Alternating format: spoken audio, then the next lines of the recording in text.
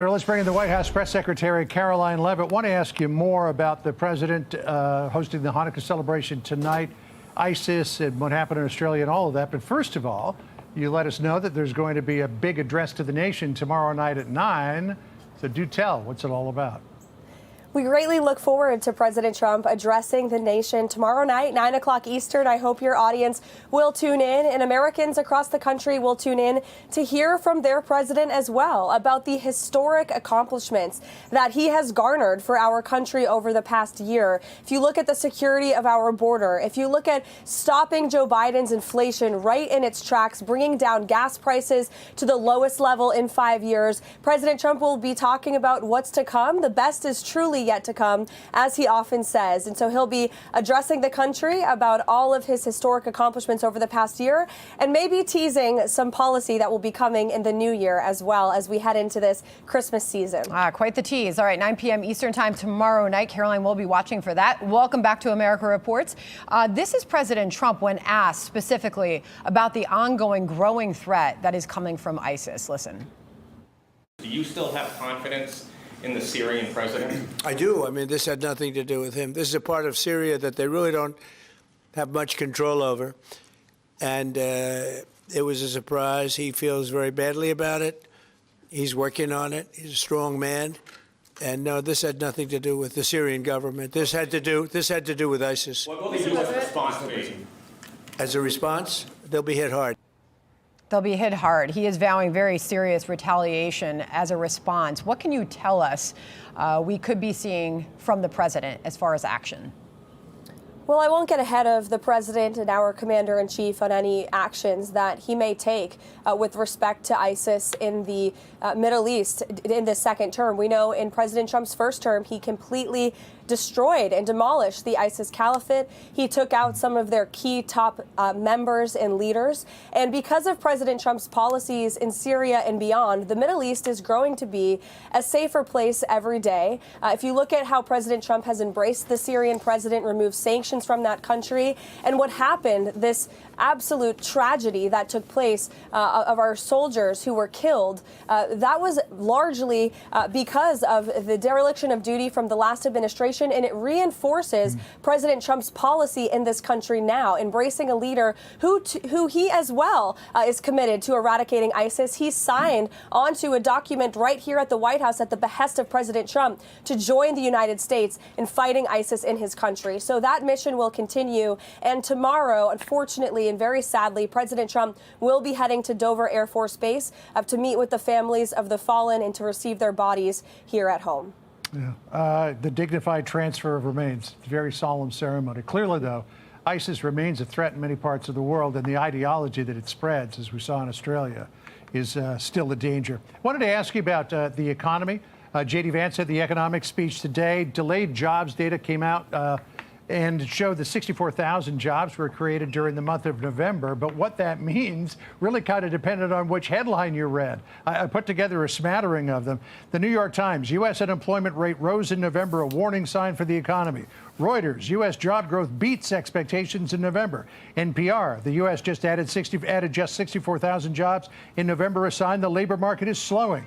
Reuters, futures turn positive after jobs data. I mean, you look at all those headlines, you don't know which way to turn here. So how do you read it?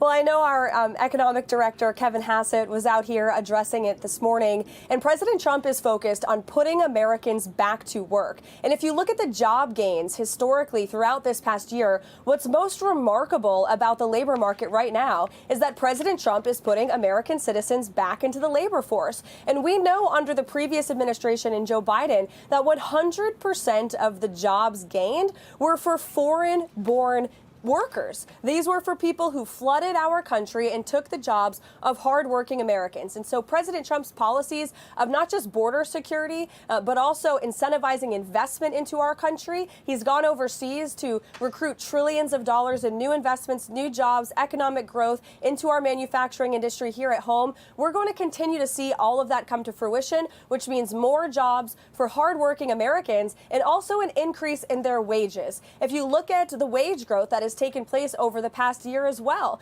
On average, the American worker is earning about $1,200 more over a year thanks to President Trump's policies. Under Joe Biden, they were losing on average $3,000 per year. And so this president is focused on pro-growth policies for American workers, not foreign workers, for putting people back to work, particularly in our manufacturing industry, which has always been the backbone of our nation's economy. Before we leave the top of the economy, I want to ask you about gas prices. We know this is, historically a big point to cover as we head into the midterm elections. And we have seen gas prices coming down. They are below $3 a gallon now. J.D. Vance talked about this earlier today in Allentown, PA. Listen. You know why energy prices are lower? You know why gas prices have come down so much? Because we finally got an American president who wants to invest in American energy and American workers instead of green energy boondoggles that are produced overseas. So when the president and the vice president get together and they talk with their energy and economic teams, how much lower do you believe that this White House and its policies can get those gas prices as we head into the new year? I mean, are we looking at $2 a gallon? Well, that's what we're already seeing, Sandra, in many states across the country. In fact, in places like Colorado, where there's an abundance of natural gas that President Trump and this administration are finally tapping into, you see that gasoline is below $2 a gallon, which is a remarkable feat in just 10 months. If you look at what Joe Biden did to gas prices, in many states across the country, it was upwards and more than $5 a gallon. So the national average is the lowest it's been in 5 years, and we do expect that number to continue to decline as President Trump's energy policies continue to kick in. And he made up the slogan, drill, baby, drill. And that's what our Secretary of Energy, Chris Wright, has been focused on since day one. God blessed our country with amazing resources right under our feet. And as the vice president was saying, President Trump believes in tapping into those resources, not just to drive down energy costs and inflation, but also for our national security. The previous administration's energy policy made no sense. We were begging foreign nations around the world to produce this most critical resource for us, while inflation was jacked up to a record high 9%. Not under President Trump. We're already seeing the effects of his America First energy policy, and Americans will continue to see that in the months and the years to come. I wanted to ask you, Caroline, about the two-part series of articles in Vanity Fair on Susie Wiles, the chief of staff, and the president's inner circle. I mean, clearly there was a lot of cooperation between the White House and Vanity Fair on this, because there's numerous interviews that Susie Wiles had with the writer over the course of pretty much a year.